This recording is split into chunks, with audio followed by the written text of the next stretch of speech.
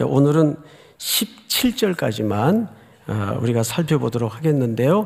또 우리 내일 새벽이 있으니까 12절을 잘 보시기 바랍니다. 자녀들아, 자녀들아. 그리고 13절은 아비들아. 그리고 14절 하반절에 보면 13절 하반절에도 그렇게 되어 있죠. 청년들아. 자, 이 자녀들아, 아비들아, 청년들아 라는 이 단계는 쉽게 얘기하면 신앙의 성장과 성숙도의 흐름을 이런 인간의 인생의 연령대별로 구분해서 담아내고 있는 거예요. 자, 그런데 우선 12절부터 보시면 자녀들아, 내가 너희에게 쓰는 것은 너희 죄가 그의 이름으로 말미암아 사함을 받았음이요. 자, 여기 이제 오해의 소지가 있어요. 그러면 하나님의 자녀가 되려면 죄 용서함을, 그러니까 우리의 매일매일 우리가 일상에서 저지르는 그런 죄가 없어야 된다는 얘기인가? 그런 의미가 아니고, 여기 헬라어 문법을 보면 완료형 수동태로 돼 있어요. 완료형 수동태. 그 말은 곧 무슨 뜻인가 하면, 여기서 말하는 죄는 예수 그리스도의 대속의 죽음을 통해서 내가 그 사실을 인정하고 고백하고 오늘도 내가 하나님 앞에 철저히 그리스도의 보혈의 공로와 씻음이 필요한 죄인이라는 사실을 인정한 사람을 자녀들아라고 표현을 하는 거예요. 그러니까 여기서 말하는 자녀들이라는 말은 성도 전반적이고도 전체적인 설명입니다. 마틴 로이드 존스가 영국 교회가 몰락해 갈 때 3가지가 전제 조건이 되지 않으면 불가능하다라는 설명을 했습니다. 제가 일찍이 말씀을 한 번은 드렸었는데, 첫 번째가 하나님의 말씀의 권위가 회복이 돼야 되고, 두 번째가 하나님의 절대 주권이 회복이 돼야 되고, 마지막 세 번째가 뭐냐 하면 영국인들의 가슴마다 십자가의 서열이 뚝뚝 흐르는 그 보혈의 공로를 의지하지 않으면 영국교회의 부흥은 기대할 수 없다. 정확한 지적입니다. 그러니까 하나님의 자녀가 되는 조건은 행위로, 선행으로 이루어지는 것이 아니고, 무엇이 기본적인 기초적 전제입니까? 내가 죄인이라는 사실과, 그럼에도 불구하고 예수 그리스도의 십자가에 나를 대신해서 죽으신 그 죽음을 통해 내가 구원받았다는 사실을 경험한 자만이 뭐가 될 수 있다는 거예요? 자녀가 될 수 있다는 거예요. 믿습니까? 자, 두 번째 13절을 보세요. 13절 같이 한번 읽읍시다. 시작. 아비들아, 내가 너희에게 쓰는 것은 너희가 태초부터 계신 이를 알았음이요, 청년들아, 내가 너희에게 쓰는 것은 너희가 악한 자를 이기었음이라. 네, 이 13절도 굉장히 좀 오해의 소지가 있는데, 이 본문을 자막으로 좀 띄워주실까요? 이 설명이 복잡해서 제가 좀 자막을 부탁드렸는데, 자막을 좀 띄워보세요. 자막이,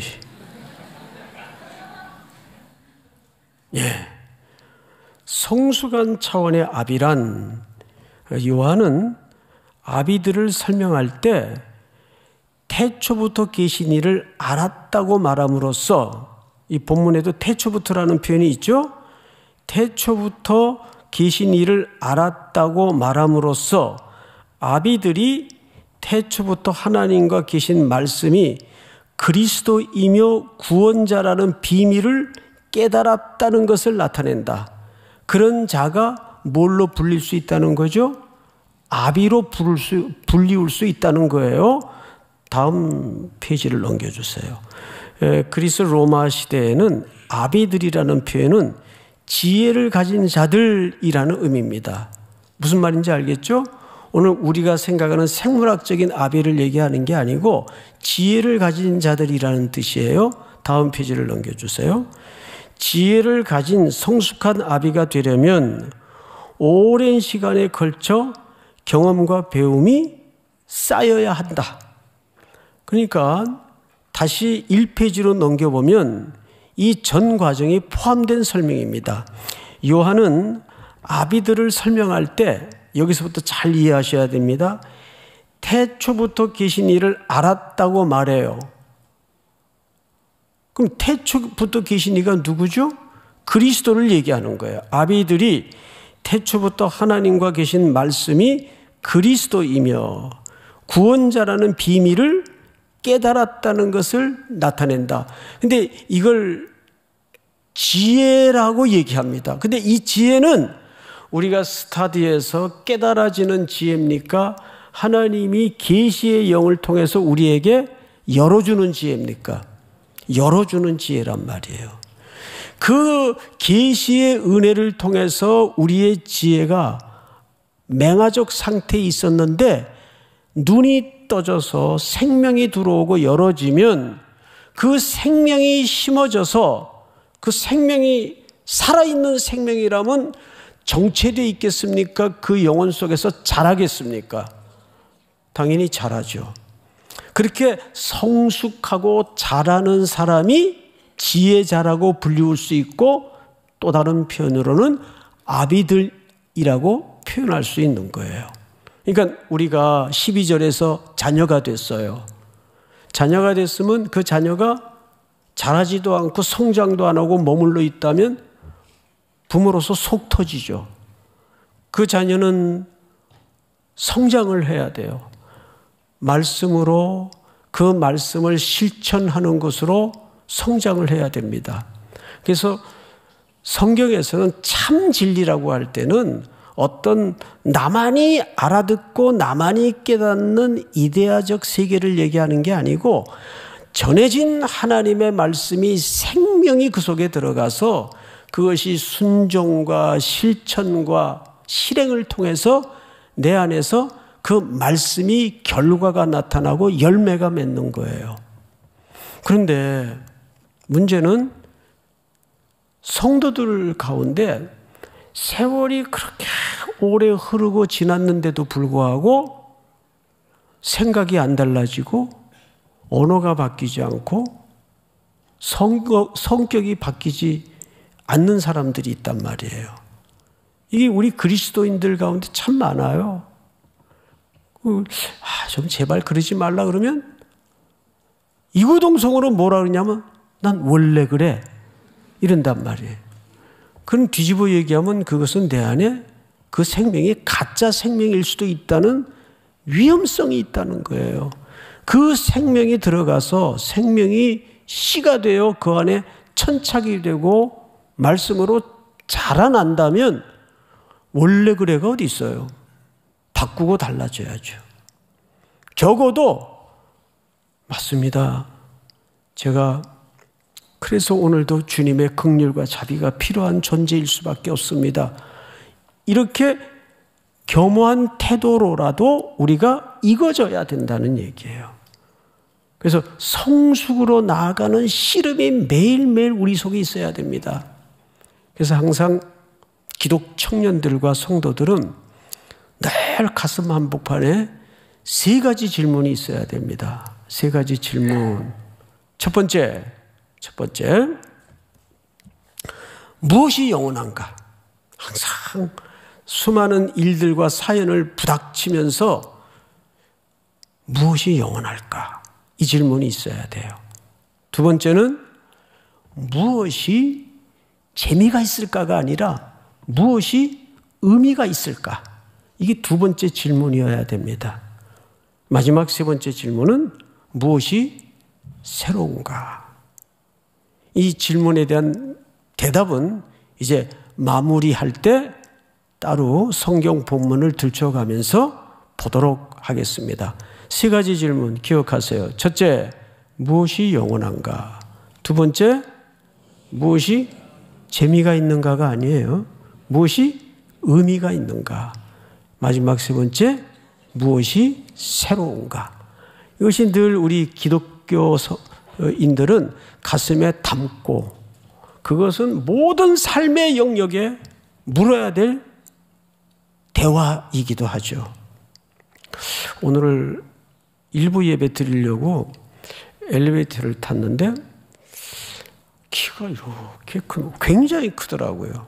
청년 하나가 같이 탔어요. 그래서 왜 이렇게 일찍 나오셨냐고 그랬더니 집에 있어봐야 뭐 게임도 못하고 그래서 일찍 나왔다고 그래요. 근데 손에 낯익은 물건이 하나 들려 있어요. 손에. 저는 이제 그 앞을 보지 못하는 장애인들하고 살아봤기 때문에 그 물건이 대번 뭔지 알겠더라고. 이거 케인인데 그랬더니 이걸 어떻게 아세요? 그래서 그냥 빙긋이 웃고 말았어요. 딱 봤더니 약시예요, 약시. 형제 혹시 눈이 약시 아니에요? 그랬더니 맞대요.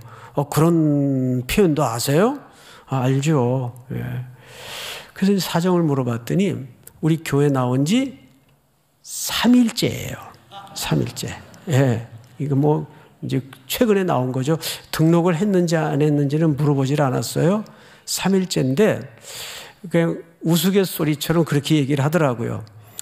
집에 있어봐야 뭐 눈도 안 보여서 게임도 못하고 그래서 교회나 가야 되겠다고 일찍 나왔대요. 그러면서 혼잣말처럼 넋두리 겸 이런 얘기를 해요. 안 보이니까 교회 나오게 되네요. 그렇게 얘기를 하더라고요. 안 보이니까 집에서 눈을 볼 줄 알았으면 게임을 했을 텐데 그 말이겠죠.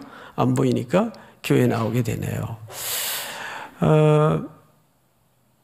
사람이라는 게 인생을 살면서 수많은 경우들을 겪고 살지만은 이런 생각이 들어요.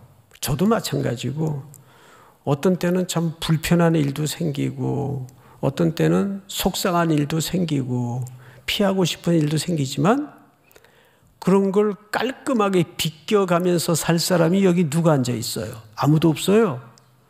그런데 인간이 제일 위험할 때가 언제냐면 마음대로 할 수 있을 때가 제일 위험한 거 아시죠?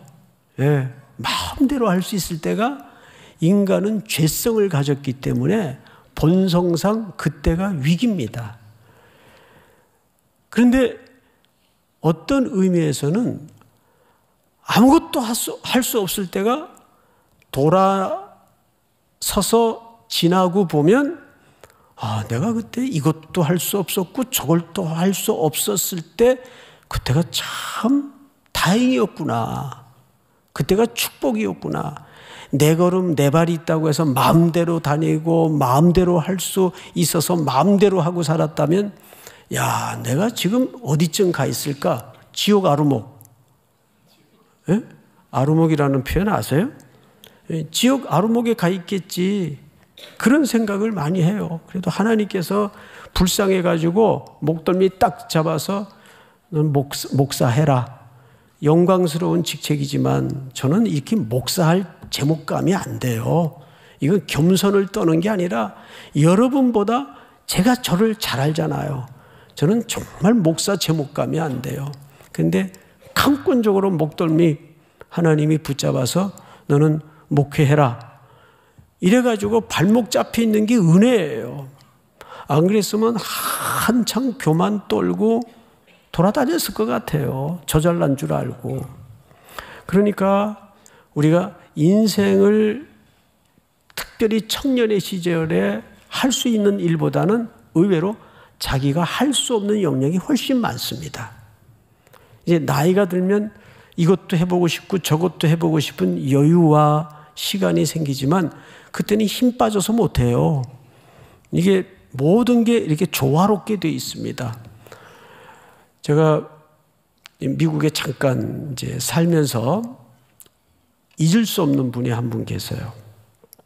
교회 아주 중요한 직책을 맡은 분인데 이분이 그 비즈니스가 아주 특별한 비즈니스라 주일 성수를 못하는 거예요. 나는 그때 이제 30대니까 30대 중반에 그것도 첫 따님을 미국에서 이민 목회로 첫 따님을 시작했으니 얼마나 속에 저잘난 맛에 목회에 대한 야무진 포부도 있었겠고 꿈도 컸겠어요. 그런데 이 중직자가 주일날 장사한다고 빠지고 속상하더라고요. 예? 도대체 설교를 듣는 건가 마는 건가. 그래서 한 번은 학교를 가다가 늦지막히 그 가게 문 닫는 시간에 찾아갔어요. 그 비즈니스 하시는데. 그때 마침 문 닫기 직전에 있더라고요. 그래서 이제 물건대 사이에 둘이 플라스틱 의자를 놓고 쪼그리고 앉아서 그 가게 구석에서 예배를 드렸어요. 신방을 갔으니까 말씀을 전하고 와야 될 거 아니에요. 주일 성수에 대해서 제가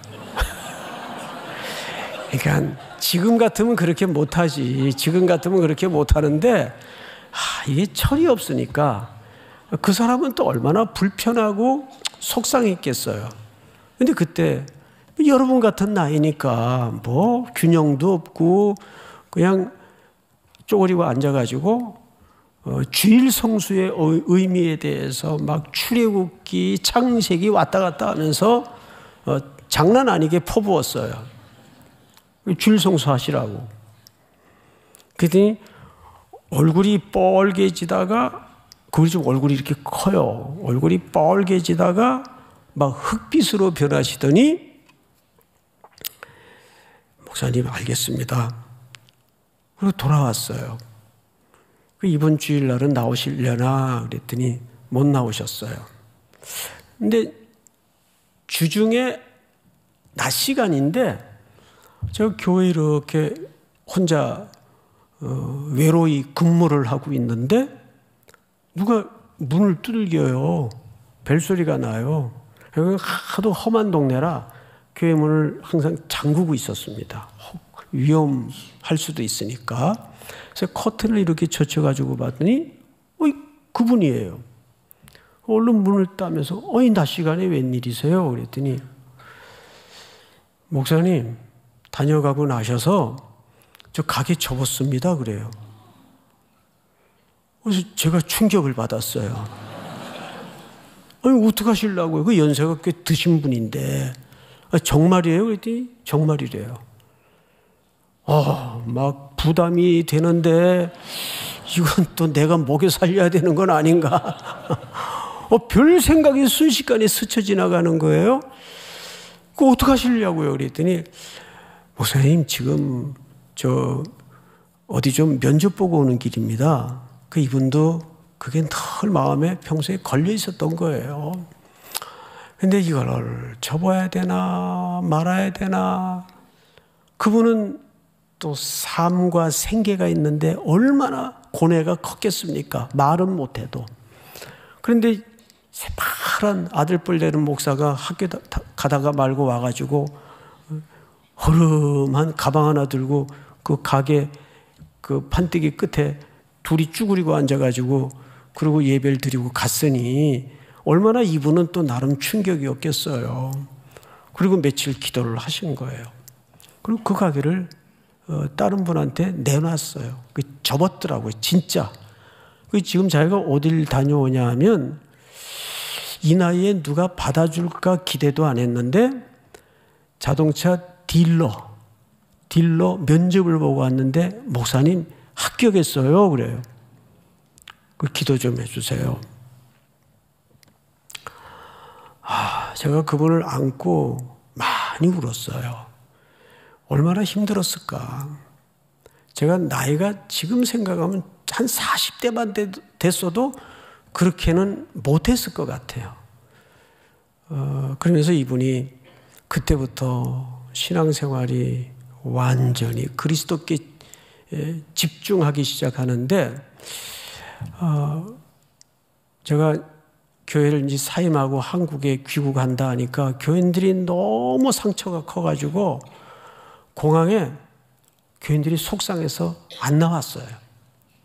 떠나는 모습 보기 싫다고 안 나왔어요. 딱 한 분이 나온 거예요. 이분이 나왔어요. 이분이. 목사님, 내 남은 생애에 대해서 목사님이 정말 이정표를 만들어줬습니다. 잘 들어가서 목회 잘하세요. 공항에 그분 한 가족 나왔어요. 그때 제 인생에 큰 줄거리가 하나 만들어졌어요. 아, 목회를 사사로운 감정에 인정에 끌려서 해서는 안 되겠구나.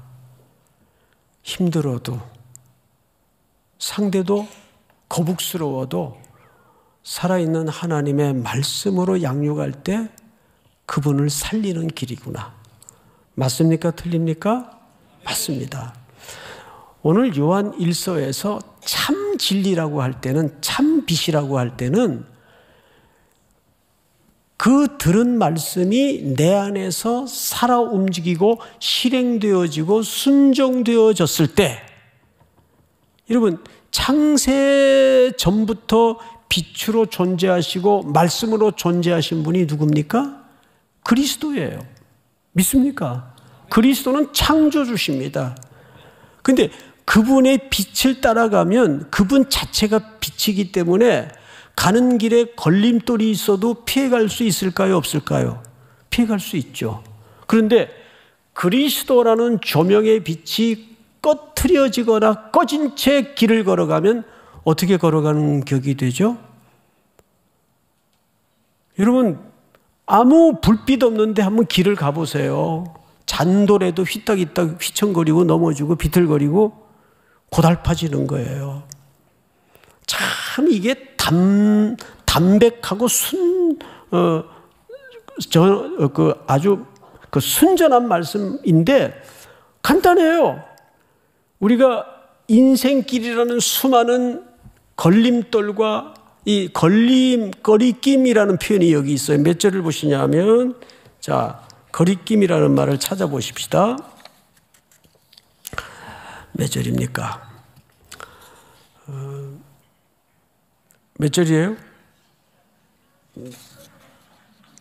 10절. 그의 형제를 사랑하는 자는 빛 가운데 거하여 자기 속에 거리낌이 없으나, 이 거리낌이 스칸달론입니다. 왜 거리낌이 없냐면 걸림돌이라는 뜻입니다. 그러니까 빛이신 그리스도의 말씀을 순종해서 걸어가는 자는 빛의 조명 아래 걸어가는 자이기 때문에 그런 걸림돌이 있다 하더라도 넘어갈 수 있거나 피해갈 수 있거나 제거하고 갈 수 있다 그 말이에요. 근데 깜깜한 길에 떠듬떠듬하면서 인생길을 걷게 되면 무릎팍도 깨지고 넘어지기도 하고 시간도 걸리고 더듬거리고 많은 낭비가 벌어져요. 인생길에서. 그렇습니까? 안 그렇습니까? 그럼 여기서 그 참 빛 대신 그리스도의 조명 아래 걷는다는 건 뭐냐면 정확하게 그분의 말씀을 순종하며 걷는다는 뜻입니다. 믿습니까? 그것이 빛의 조명 아래 걸어가는 거예요. 자, 마지막으로 우리 16절을 보십시다. 16절. 좀 건너뛰었는데, 자, 15절부터 좀 볼까요? 이 세상이나 세상에 있는 것들을 뭐 하지 말라? 사랑하지 말라. 근데 이게 말이 안 되잖아요. 요한복음 3장 16절에서는 하나님이 세상을 어떻게 사랑하사? 이처럼 사랑하사. 왜 성경은 같은 주제를 가지고 이렇게 앞뒤가 안 맞는 모순된 설명을 많이 할까? 근데 요한은 뭐라 그랬어요? 세상에 있는 것들을 사랑하지 말라. 그런데 같은 요한복음 3장 16절에서는 뭐라 그랬어요? 세상을 이처럼 사랑하사. 그래서 이것은 관점의 차원과 사랑의 차원에서 구분해서 이해를 해야 됩니다.